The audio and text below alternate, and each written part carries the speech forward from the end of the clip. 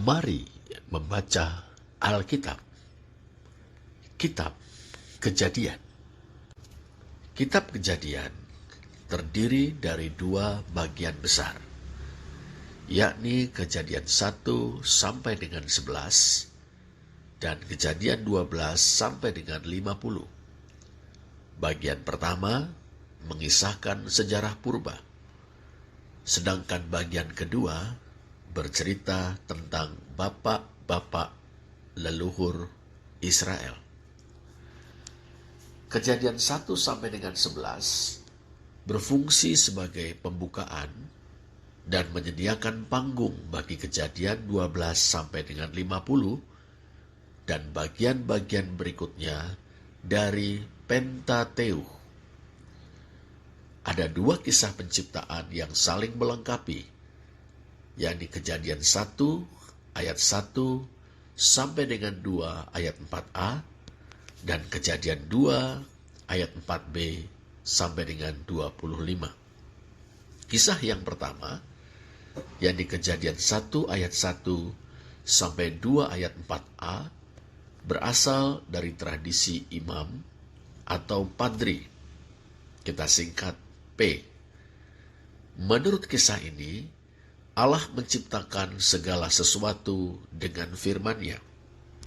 Ia berfirman, maka yang difirmankannya jadi. Demikianlah terang, cakrawala, daratan dan lautan, tetumbuhan, benda-benda penerang di cakrawala, binatang-binatang yang berkeriapan di lautan, dan burung-burung yang terbang melintasi cakrawala, serta binatang-binatang yang hidup di daratan, tercipta melalui firman-Nya. Puncaknya, Allah menjadikan manusia, laki-laki dan perempuan, menurut gambar dan rupanya. Tujuannya supaya manusia menjalankan kekuasaan atas bumi dan segala makhluk hidup atas nama Allah dan bertanggung jawab kepadanya. Allah menilai bahwa segala yang telah dijadikannya itu sungguh amat baik. Tov me'ot dalam teks Ibrani. Ia berhenti mencipta pada hari yang ketujuh, kemudian memberkati dan menguduskannya. Kisah yang kedua, yakni Kejadian 2 ayat 4b sampai dengan 25, berasal dari tradisi Yahwista, disingkat J. Kisah ini berfokus pada penciptaan manusia. Tuhan, Adonai, atau Yahweh, Tuhan Allah, membentuk, dalam teks Yunani Yatsar. Tuhan Allah membentuk sang manusia atau Ha-Adam dari debu tanah, Afar min Ha-Adamah, dan menghembuskan nafas kehidupan ke dalam hidungnya. Kemudian Tuhan Allah menaruh sang manusia di sebuah taman di Eden untuk mengelola taman itu. Dia juga membentuk Yatsar, segala binatang padang dan segala burung di udara dari tanah min Ha-Adamah. Tujuannya adalah untuk memberikan kesempatan kepada sang manusia untuk memilih penolong yang sepadan baginya.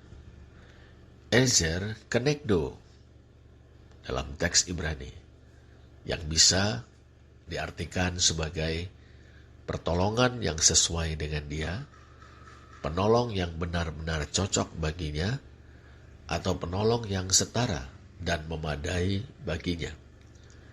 Sang manusia rupanya tidak dapat menemukan penolong yang sepadan di antara makhluk-makhluk itu.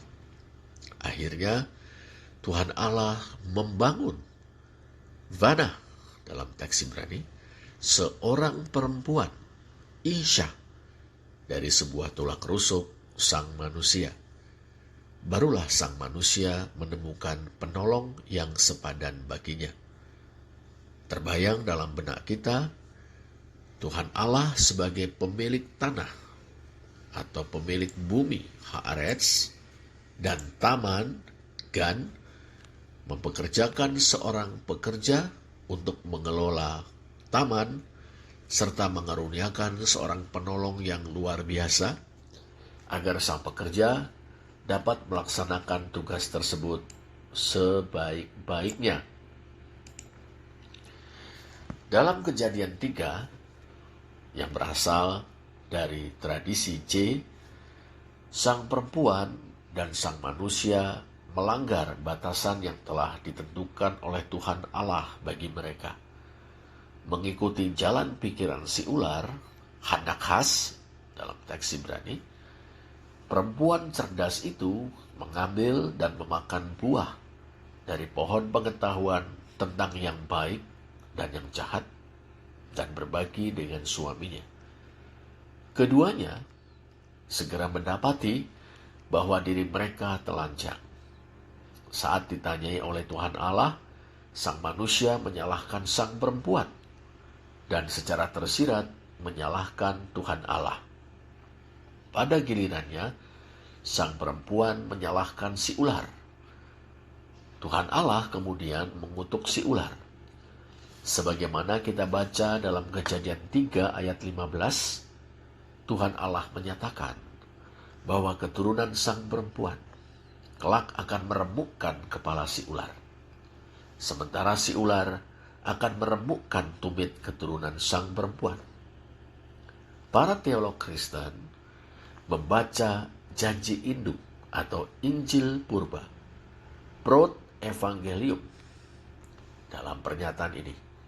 Menurut mereka, Allah telah mengumumkan jalan keselamatan bagi manusia berdosa berdasarkan penderitaan dan kematian Juru Selamat. Melalui penderitaan dan kematiannya, Juru Selamat yang tak lain dari keturunan sang perempuan akan mengalahkan iblis dan membinasakan perbuatan-perbuatannya. Tuhan Allah kemudian mengusir sang manusia dan istrinya dari taman itu. Dalam Kejadian 4 yang berasal dari tradisi J, dikisahkan bahwa Kain membunuh saudara kandungnya Habel karena dengki. Mereka adalah putra-putra sang manusia dan sang perempuan.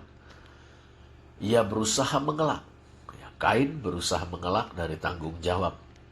Salah seorang keturunan Kain, yakni Lameh, mengikuti jejaknya. Ia membual di hadapan kedua istrinya setelah membunuh seorang pemuda yang telah meninjunya. Kejadian 6-9 yang terjalin dari cerita J dan cerita P menyajikan kisah tentang air bah. Dikisahkan bahwa Tuhan Allah mendapati bahwa segala kecenderungan hati manusia selalu membuahkan kejahatan semata-mata. Karena itu, ia memutuskan untuk menghapuskan atau memusnahkan segala makhluk hidup. Akan tetapi, Allah meluputkan Nuh dan keluarganya, serta sejumlah binatang dari berbagai jenis melalui bahtera. Setelah itu, Allah mengadakan perjanjian dengan Nuh dan segala makhluk hidup, bahwa ia tidak akan mendatangkan air bah lagi untuk memusnahkan mereka. Dalam Kejadian 11 dari tradisi J, diceritakan bahwa Allah mengacaukan bahasa manusia dan menyerakkan umat manusia ke seluruh bumi. Umat manusia sedang membangun sebuah menara yang puncaknya sampai ke langit.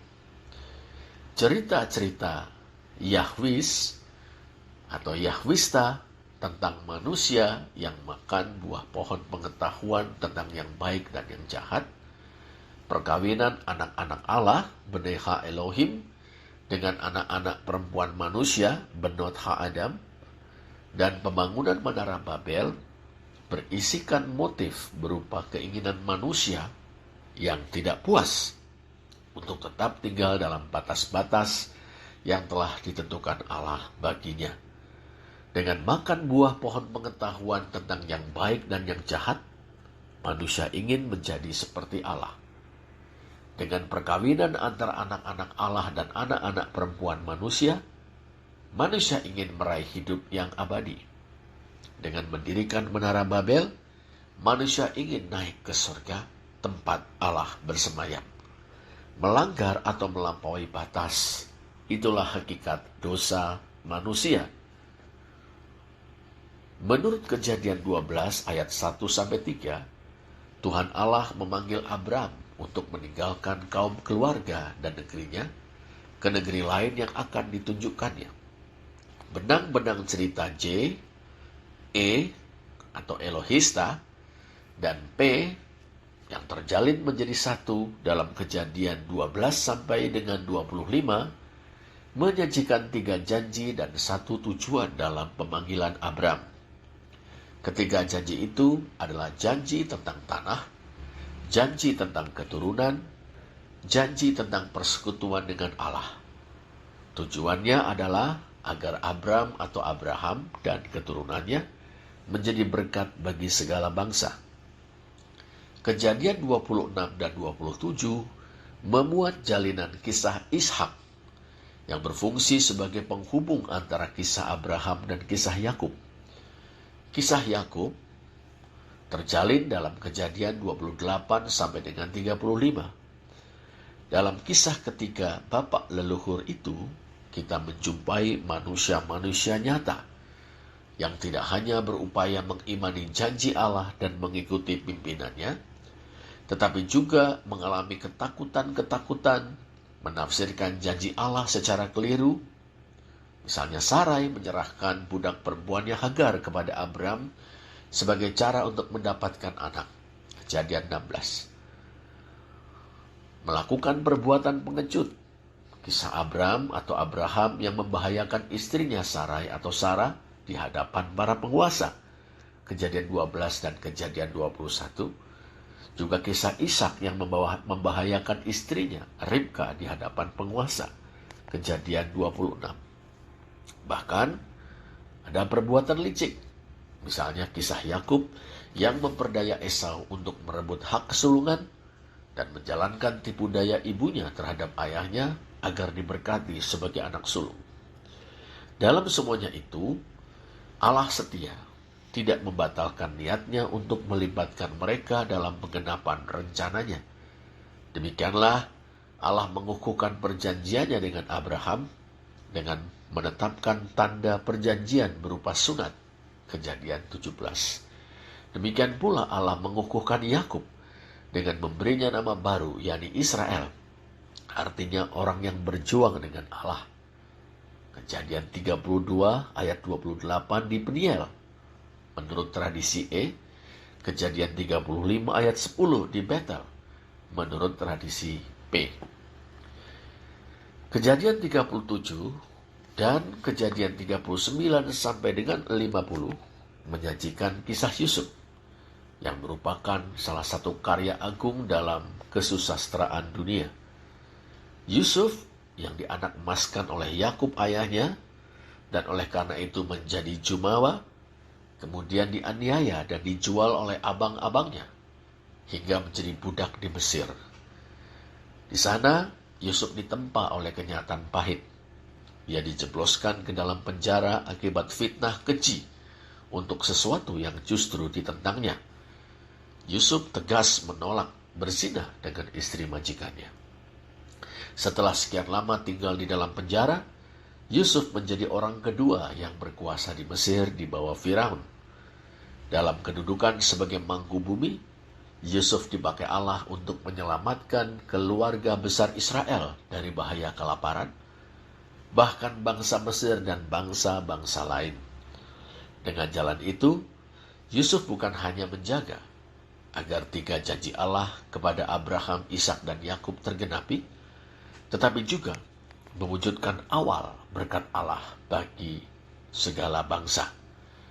Teologi kisah Yusuf terungkap secara ringkas dalam penghujung kitab Kejadian, yakni Kejadian 50 ayat 20. Memang kamu telah mereka-rekakan yang jahat terhadap aku, tetapi Allah telah mereka-rekakannya untuk kebaikan, dengan maksud melakukan seperti yang terjadi sekarang ini, yakni memelihara hidup suatu bangsa yang besar. Demikianlah kitab Kejadian.